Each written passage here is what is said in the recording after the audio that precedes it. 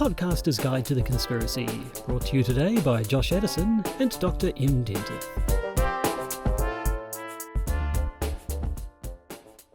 Hello, and welcome to the Podcaster's Guide to the Conspiracy. Hi! I am Josh Edison, they are Dr. M. Dentith. We are sitting side by side, together, in the same place, free of COVID. Look at this. I can poke you with my forefinger, just like that. No social distancing. Complete violation of your personal space. Look at me violate you right now. This is the best CGI we've ever done on this podcast. Yes. You hardly even tell I'm still in Hamilton. But you're not. You get about you. It's true. I'll be getting about even further, but that's another story entirely. Well, is it though? Because this is a news episode. We've been teasing major news and giving details of major. Is it time to actually say what the major news is? I will say that I'm only in Auckland for another week, but then I'll be in Wellington. But then I'm only in Wellington for 4 or 5 weeks, and then I'll be in Christchurch. And then I'll only be in Christchurch for 2 or 3 days. And then I'll be back in Auckland. But then I'll only be in Auckland for at most 3 weeks. And then I'm going overseas. And that is where the story ends for the time being. Also, this is a terrible pour. It is. What is that? It's not whiskey. It's a London Porter. I see. That's why it's frothy. If this was frothy whiskey, A, the amount of whiskey I'm drinking would be disturbing, and B, I'd have to really pour whiskey very badly for it to have head like this. Nobody likes bad head. Now, like I say, it is a news episode, but obviously our personal news is that we have a new patron, the sinister sounding A. Clark. It is A. Clark. A for Antichrist. See, I was Probably going to go not. for No. Antifa. Oh, even better. No, actually, Antichrist.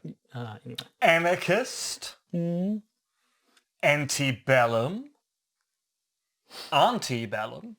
Antebell. Right, we're just saying words that start with A now. This is not the Podcaster's Guide to words that start with A. This is the Podcaster's Guide Anus. to the Conspiracy. That is another word that starts with A. Well done. Arachnid. You must have done very well in primary school.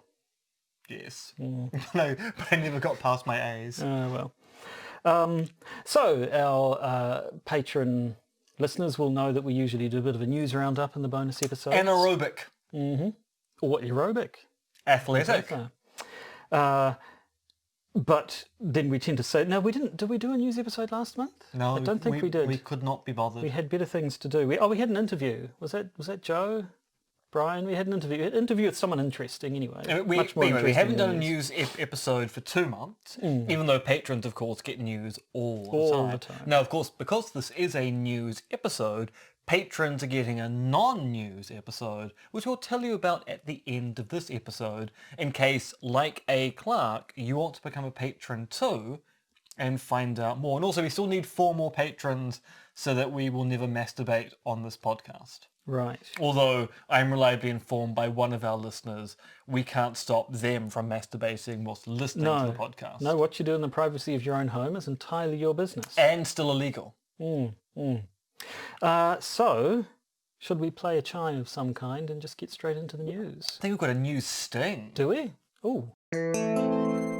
Breaking conspiracy theories in the news. Right, we have a selection. We have a variety of old news and new news. Old news being stories we've talked about in Patreon episodes, but are worth New going through news again. being stuff which is new. New to everyone.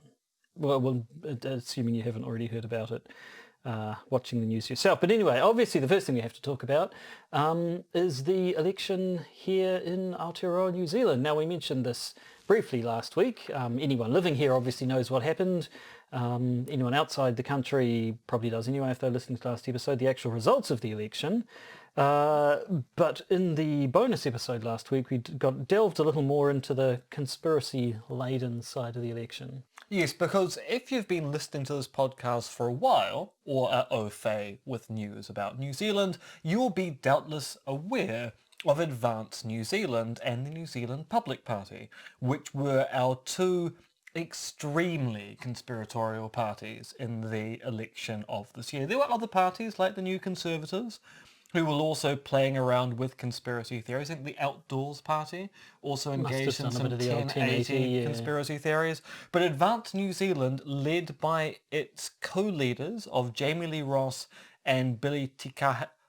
I was about to say it properly and then I just completely fumbled. Tikahika Jr., they ran a very conspiratorial campaign. Now, we covered some of the policy platforms of the New Zealand Public Party on this podcast months ago, including the fact that the New Zealand Public Party is very concerned about subterranean vehicles burrowing beneath this country.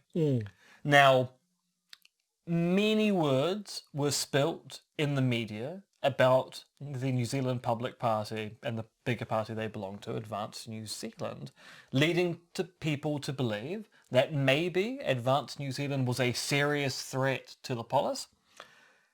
They got how many votes, Josh? In total, 20,878 votes, or 0.9% of the total. So not many votes at all. No. And the electorate of the co-leader, Billy TK Jr., he got how many votes? He got 988 out of, actually I don't know what the total was, but the winner got 11,699. So not a great showing. I mean, him. I don't know numbers, but I'm fairly sure that 988 is at least half of almost 12,000 votes. Yeah, it's probably less.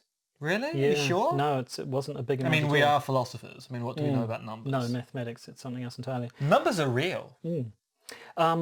Now, some people have said, gosh, that's odd because, he had thousands, or at least, 1,000 people showing up to his marches in the middle of a pandemic. He claims to have tens or even hundreds of thousands of followers on Facebook and so on. So and indeed I believe that question was put to you on Radio New Zealand just recently. What's going on there?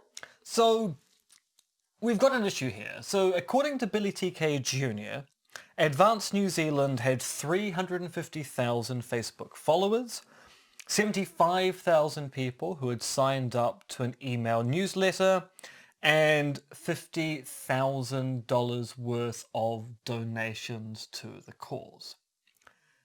The problem is, Billy TK Jr. would appear to be a bit of a grifter, and we can't actually take what he says as numbers seriously, given there's no way to verify those numbers, given that his Facebook page got purged by Facebook for the dissemination of misinformation, and we only have his word for how many people have signed up for his email newsletter.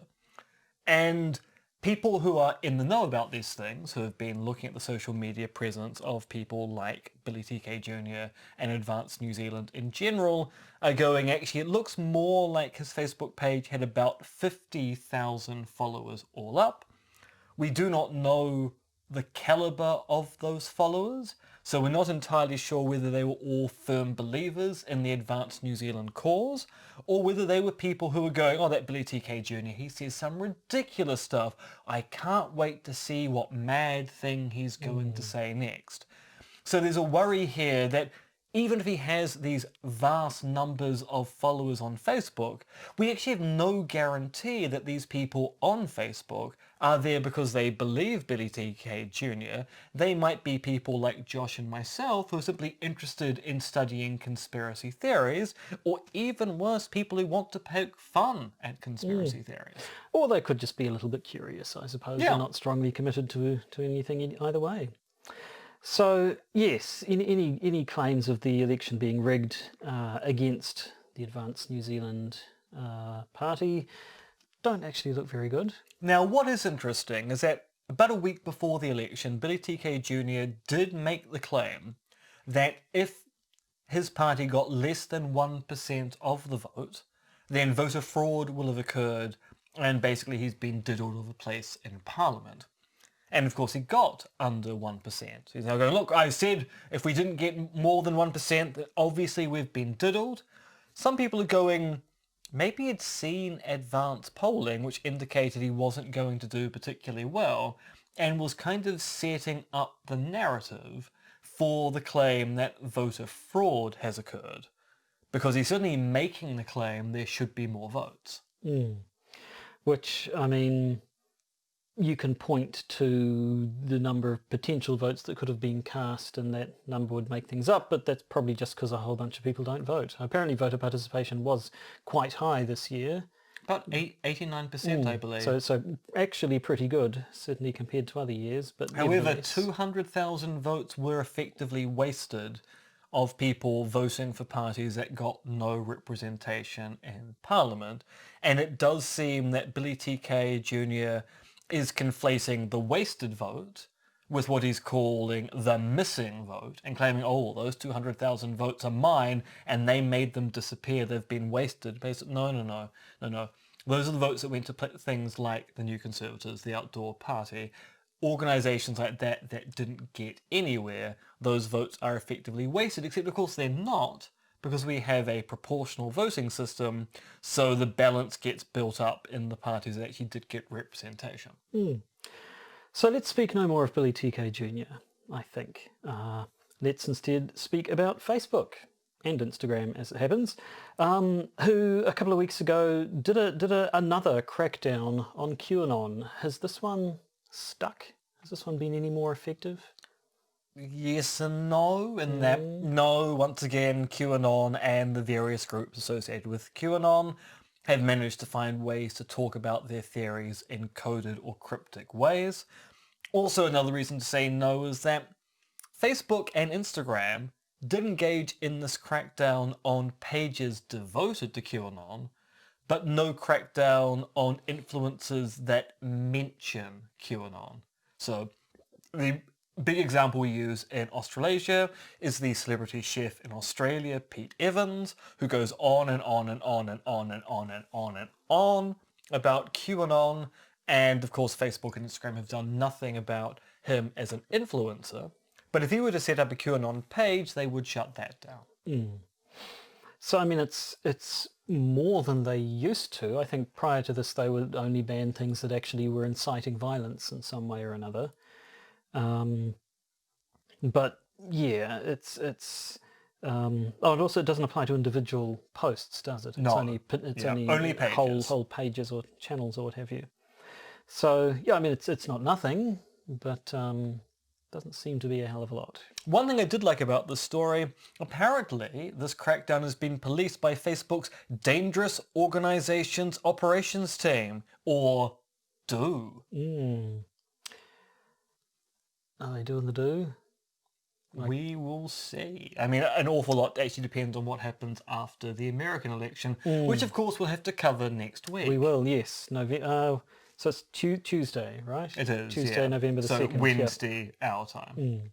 So by Thursday, when we normally record, we should know something at least. Although, of course, there's the whole business there about some on the Trump side of things are trying to say there must be a result on election night, and other people are saying, well, no, there's never a result on election night because it always takes a long time for all of the votes to get counted. So who the hell knows? Now, I think bridging the gap between old news and new news, we have a story that I think we first covered last week, but which has developed a little bit since, which is Trump trying to do a Butters emails thing on Hunter Biden.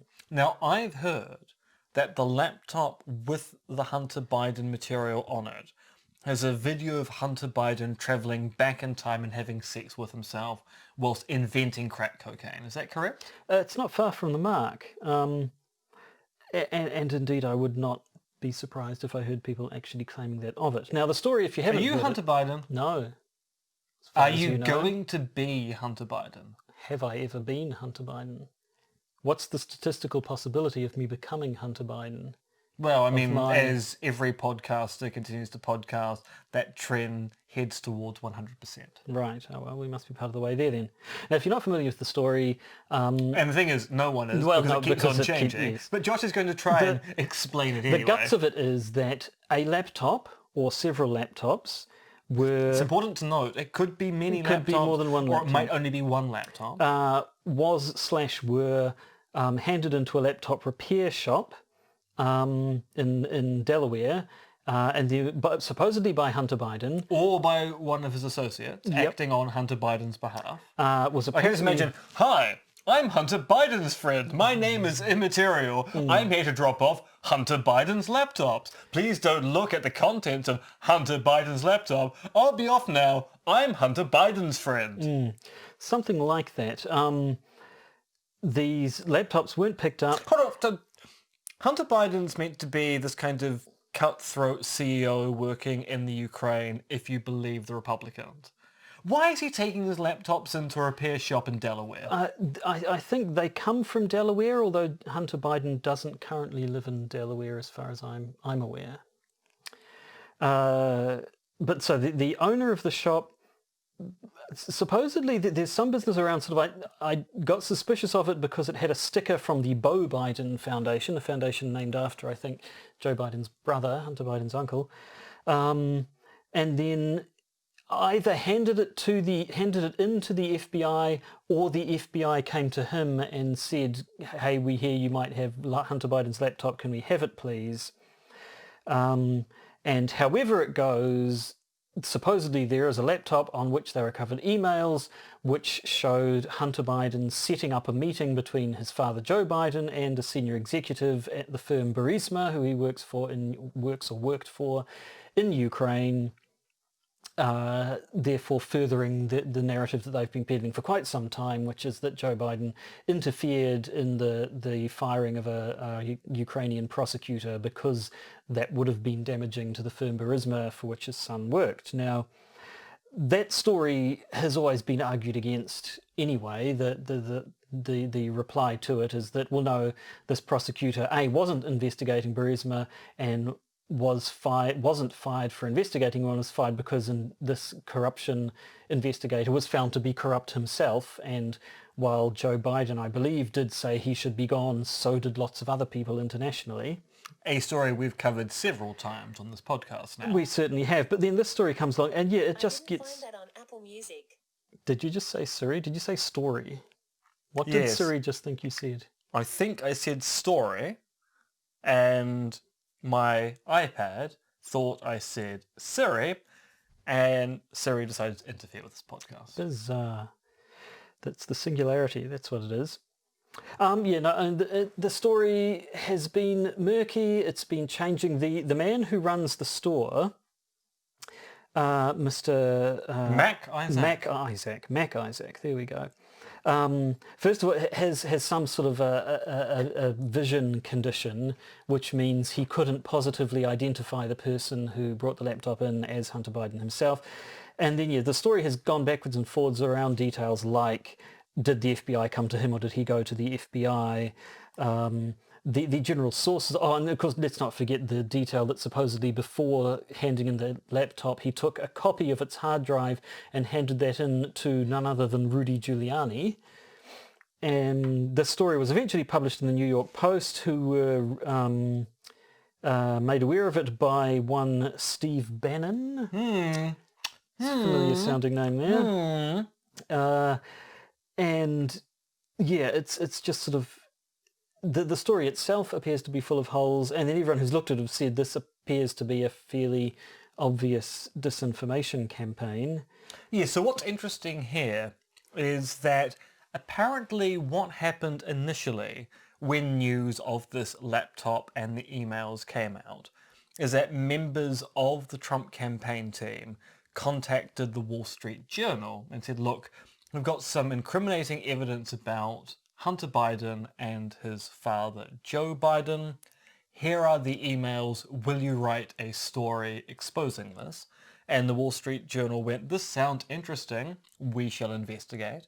And this then led to Trump making coded references of a big story coming out in the Wall Street Journal pretty quickly, which would show his opponent in the presidential race looking fairly poor. What happened is that the Wall Street Journal kept on investigating things. Giuliani got spooked by how long it was taking them to do this, so he shot the story to other venues like the New York Post, who ran with it immediately. The Wall Street Journal eventually did publish a story, which was to say there's nothing here. So yes, if these emails are true, It does seem as if someone tried to set up a meeting. There's no indication this meeting ever went ahead or that Joe Biden ever met with the people at Hiroshima. So there's no story. It appears to just be foul rumours. But by that point in time, the New York Post story was already out. You had people like Glenn Greenwald, who has resigned from The Intercept over the fact that The Intercept is doing due diligence and actually checking these stories out when he wants to actually run with the Hunter Biden story himself. And so, yeah, it's all getting very, very confusing. Yes, Greenwald published the emails he'd sent between him and The Intercept and is basically just, accusing them of censorship when it appears that what was going on wasn't censorship so much as editing. And The Intercept have basically said, yes, we were doing journalism. It's the fact that Greenwald refused to have us insist that he actually verify or back up anything he's saying reflects poorly on him, not us. So the whole thing, has been quite... It hasn't stopped the likes of Fox News going on for it. And now there's the Tucker Carlson thing. Now, is this a separate thing entirely, or is it meant to be tied to the laptop thing? I haven't been able to get that straight. So the story here is that Tuckle. That's what his mother calls him. Gonna tuck you in, Tuckle. You've tucked in, Tuckle. Tucker Carlson claims to have incriminating evidence about Hunter Biden. Or at least he claimed he was going to get incriminating evidence, but the evidence was lost in the post. Which did appear to be a kind of dog ate my homework excuse for not being able to substantiate a story. Except that when the story came out, the United States Postal Service, actually no, it wasn't the USPS. I thought it was the UPS as opposed to USPS. So one's the private one, one's the public one. Whichever one it was. They said, actually, no, it is true. A package being sent to Fox News to the producers of Tucker Carlson's show did go missing in the post, and we've located the envelope but not the contents. So it does seem as if something weird has occurred. Although then it turns out that what was being sent by the post were not hard copies of emails. It was a USB stick, which has led people to go, one, why did you not back up the USB stick before you sent it? And two, why did you not email the contents? Why were you relying on a postal service to send electronic documents? And the whole thing is just...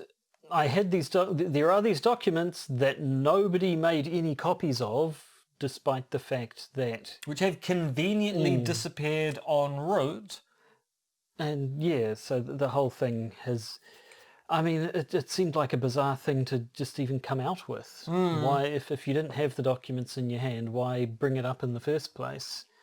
It's just bizarre. And and I'm still not quite certain if this is meant to be corroboration of the stuff that was supposedly on this laptop, or if it was something else entirely different. Then there was, just today I've been seeing stories that they've identified the people behind one of the Hunter Biden stories. I don't even know which one it is basically a fake organization, and the person was supposedly supplying this information doesn't exist, and their photograph was one of those notarealperson.com AI generated photos. I saw reference to that on Twitter as well and went, no, things are getting too complex. All over the place, and I have no idea what's going on, and none of it really seems credible in any way. Talking about people who are not credible in any way, we should talk about our good old friends Berkman and Wall. Who sound like they should be a crime-fighting duo. Or possibly grave robbers. I'm not sure. Might be more up their street. Crime-solving grave robbers. They fund their crime-solving through body snatching. There we go. Berkman and Wall coming to Netflix and then being cancelled after one season. Jacob Wall, Jack Berkman, who we've talked about numerous times, are the guys constantly trying to set up various stings and allegations about people that are always really transparently, obviously false, and yet they keep coming up again and keep getting media attention again. But now they've managed to get themselves in actual trouble now.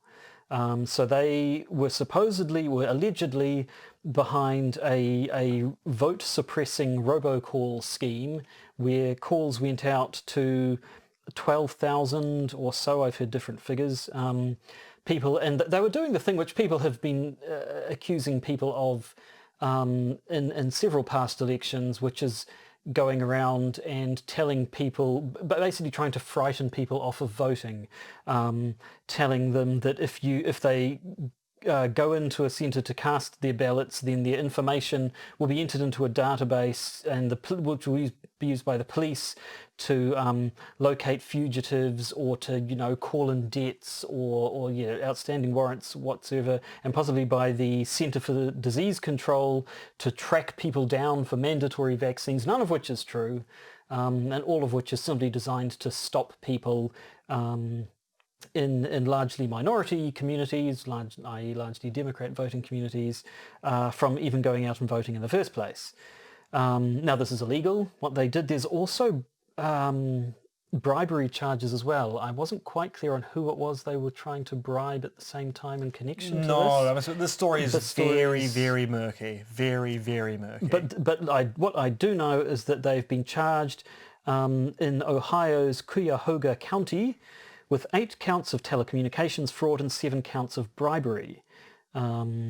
A charge that includes attempts to convince people not to cast ballots. So apparently they could face up to 18.5 years each in prison if convicted of all of these and given the maximum sentences. I can't imagine that'll actually happen, but they do certainly seem to be in a bit of a pickle. And I mean, this isn't the only legal trouble they're in either. No, they're facing similar criminal charges in Michigan and a civil lawsuit in New York City connected to the very same scheme. Now, at the moment, they are free on a $100,000 bond after pleading not guilty to the charges in, I believe, New York State. City, I think, yep. Wall is also facing felony charges in California over alleged violations of security laws, and the FBI is investigating them over the leak of juror questionnaires in the trial of former Trump advisor Roger Stone. Oh, that wacky scamp. So basically they seem to have been engaging in very bad behaviour everywhere for quite some time. Yes, I mean, they've certainly been involved in morally questionable behaviour in terms of trying to... What did they do? They tried to say Elizabeth Warren had had an affair with someone. They had Pete Buttigieg, I think. They tried to... one of the things they liked to do was basically pay people to claim to have had an affair with certain politicians. That's probably where the bribery comes in. Could be that as well. Oh, I thought it was in connection to the robocalling, though. I'm not quite sure. And yes, those have always been laughed out, basically, but were not, I suppose, illegal unless you wanted to go for some sort of defamation thing or something. But they actually seem to be in proper legal trouble now, and couldn't happen to a couple of nicer guys. No, I mean, the Elizabeth Warren one kind of made the news for the sheer fact that the allegation they made of Elizabeth Warren having sex with 26-year-old Marines kind of made Elizabeth Warren seem incredibly awesome. Because look, she might be a relatively elderly senator. I think she's in her 60s. I don't know. Certainly younger than Biden and Trump. Yes, but she's still pulling 26-year-old incredibly fit men. Yeah, not exactly the burn they were looking for. No. So, yeah, I mean, I don't know. We'll just have to see what happens. I assume a lot of people will be braced for some good quality schadenfreude if they do get a decent sentence. But on the other hand, they are well-connected white guys. And the justice system tends to be fairly soft on their ilk. Especially given what's going on with the court system Well, in the yes. US, particularly the Supreme Court, which Trump got is his third very judge. conservative now. It is 6-3 conservatives now. Which, I mean, yeah, is that it? Has Trump won now? Does he have the muscle to, no matter what happens in the election, he can contest it and That is the worry. yeah, trust that the courts will decide in his favour? Unless it's a total landslide for Biden, no two ways about it, he's going to have some wiggle room to complain. and now he has unquestionably has the Supreme Court on his side. Yeah. A little bit worried for you, America. Just ever so slightly. Hmm. Talking about Trump, what's Trump's wife up to these days? Okay, Good old Melania. Let's finish with something a bit more frivolous. So the old Melania Trump's body double conspiracy theory went another round over the weekend. And this isn't new. People have for a while been pointing to a secret security officer who looks a bit like Melania Trump following her around, and people have suggested maybe she body doubles for her in some situations. There have been instances of photographs of people saying, look at this woman in her photograph doesn't look anything like Melania, it must be a body double. In one particular one, I think people have said, well, no, but what you see in that photo, I think it was a photograph of a television screen which was distorted, and so obviously it wasn't going to look exactly like her face. But so there was a photo going around over the weekend of this woman standing next to Donald Trump, and a whole bunch of people saying, that's not Melania, that doesn't look anything like her. I mean, it's hard to say because she's wearing dark sunglasses that obscure a lot of her face anyway. But a whole lot of people got on board with, this is clearly obviously not Melania. She obviously didn't want to be there because she hates Donald Trump so much, and they're just sticking a body double on his arm and thinking that we won't notice. And frankly, that just triggered my major annoyances I see with all this sort of internet bollocks, where all of a sudden everybody's an expert in this case on photograph analysis. And I'm not saying Melania Trump doesn't use a body double. It's entirely possible. We don't know. But looking at a single photo and saying, oh, yes, it's obviously, if you look at the jawline and the curvature of her ears, and it's obviously her, when so many things can change the shape of a person's face in photographs, from lighting to makeup to camera angle to focal depth. And as some people were pointing out, everybody was jumping on this one photograph, but it was from an official event. It wasn't somebody's snap on their cell phone. It was a press photograph from an event. If you went to the Associated Press or whichever one it was website, there were tons of photos from that event. There was video from that event. So if you actually wanted to prove your case, you'd probably want to go through all of these photos from all sorts of different angles and so on and actually do it. But no. Everybody just looks at their one photo, says, I'm Sherlock bloody Holmes and I can tell from the tiniest of details what's going on. And now, of course, frankly, it just annoys me. We had a conversation about this a few weeks ago, talking about the so-called Trump and Walter Reed Hospital signing session, and people going, obviously some editing going on there. And we pointed out that actually professional video editors had looked at the footage and went, actually, no. No. And there was another similar event when Trump came out of hospital. The signing. And he gave a speech on the lawn outside the White House. He was, obviously green screen. And people went, actually, no. The quality of light in that is quite obviously outdoor light, because outdoor light famously cannot be replicated in a studio, given you're dealing with a light source which is very, very, very far away, which causes a very interesting kind of light that studio lighting cannot replicate. So the footage looked odd, but that was because the focal length of the camera was focused on Trump, making the background look oddly close and blurred at the same time, which made people think maybe it was a green screen, but actually the quality of light indicated it really wasn't.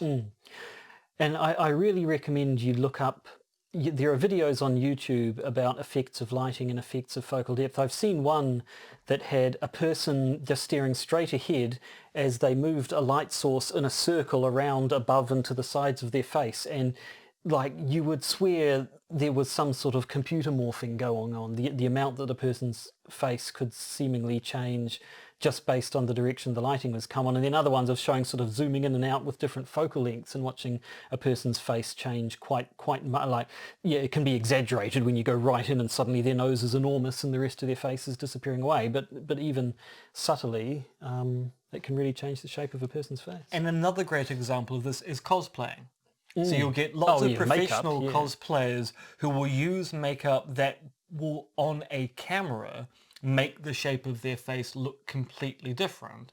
And so you can get someone whose face shape is completely at odds with, say, that of Angelina Jolie. But with the right makeup and the right camera, they'll be the spitting image of that person in front of the lens. So all I'm saying is don't just jump on a single photograph as proof of something like Melania Trump has a body double. I endorse what my colleague Hunter Biden is saying on this video. Precisely. It reminded me of an old article on goodoldcracked.com from a couple of years ago where they basically said this thing, stop taking individual photographs and using them as proof of your preconceived narrative, and illustrating with things like, look, here's this photo of Angela Merkel steering death at Donald Trump, see how tough she is, and then pointing out, well, yes, but here's a photograph from the exact same meeting from about 2 minutes earlier of the two of them chuckling at a joke. Here's Obama and Trump side by side, here's Obama bowing to the King of Saudi Arabia, and here's Donald Trump standing up to him. But of course, here's Obama is bowing because he's actually being given a medal by him, and here's Trump being given the exact same medal and bowing in the exact same way. It's like single photographs just don't tell a story. And yes, although they can be used to further your own story. So that's my rant, basically. Internet, stop it. Just stop it. And that was Josh's rant for 2020. And that's all the news we had to talk about. So maybe we should... a little preview of what's coming up in the bonus. It's actually furthering a theme, I think. We've had several patron bonus episodes where we've talked about sort of artistic forgeries and the like scandals in the art world, and we kind of have another one. Indeed, and this is a interesting philosophical forgery, and not a forgery which is philosophical in nature. It's a forgery in the annals of philosophy. We're looking at 2 letters by the Scottish Enlightenment philosopher David Hume, which would appear to be elaborate forgeries. And we're going to look at why people think that, and also the consequences of people taking these forgeries seriously. At one stage, maybe we should roll these little ones together and do a proper episode, a full episode on artistic forgery type conspiracies. I think that's a great idea. We've had enough of them for now, but not right now. Right now it's just the mysterious case of David Hume's letters plus a film review. Of a film which came out a long time ago. 2016 or something, I think. I finally got round to watching it on the weekend. And conspiracy related. Really wish I hadn't bothered. Reese funds! Reese funds! That lovely Welsh scamp. Right, well that's all we have for this week. That's all we have for co-located Josh and Em. There'll be another one of these co-locations next week where we'll be talking about the preliminary results of that American election. I think we'll have to. It will be something pretty damn significant to knock that off. Especially since by the time we record, we'll probably already know whether there are going to be challenges to particular results. Right, so you've got that to look forward to. And if you're a patron, if you're a patron, you have a bonus episode to look forward to. If you're not a patron and you'd like to look forward to a bonus episode, then you can just simply become one. Just be one, just like that. Just go to patreon.com/podcasters guide to the conspiracy, I think, or just search Patreon for the Podcaster's Guide to the Conspiracy. We'll show up. And if you don't want to be a patron, but you just like listening to us anyway, well, thank you anyway. Indeed. Because you're our audience, and without you, we're not actually a podcast. In fact, without you, we are nothing. We are literally nothing. We are faceless, Josh has voids. children, and yet he still finds doing this podcast to be the best thing he has in his life. It's really all that I have going for me. It's true. I've got hopes, dreams, aspirations, and things going on, but Josh... No, just a wasteland. Yep. Absolute wasteland. Just without this, I'm just a shade. So those of you who may watch the video may be aware that as soon as we turn the lights off, Josh just goes into a fugue state until such time I reactivate him. Basically, it's true. Yeah. Sad but true. So I think we've come to the end of this episode. So just before I deactivate and just sit here, become dormant until next week's recording, all we can do is for me to say goodbye. And for me to say goodbye.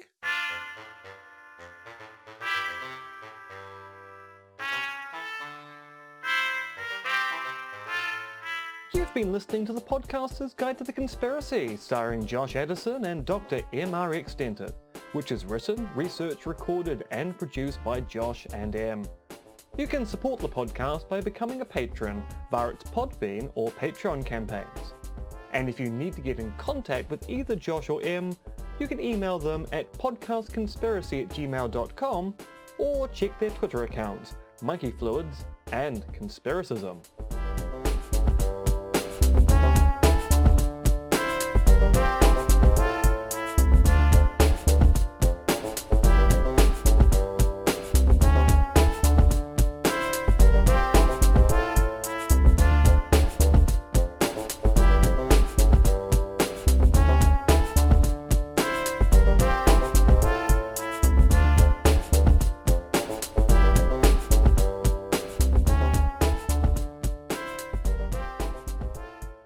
And remember, they're coming to get you, Barbara.